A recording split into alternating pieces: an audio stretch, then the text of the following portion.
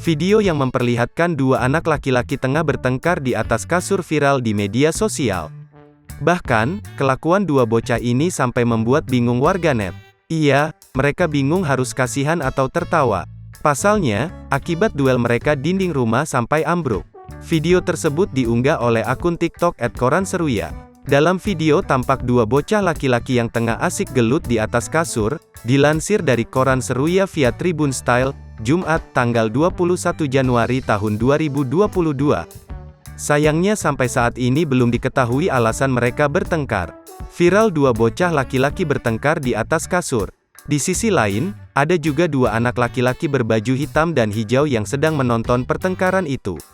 Tanpa memperhatikan sekitar, ternyata dinding yang bersebelahan dengan tempat gelut mereka itu tiba-tiba ambruk.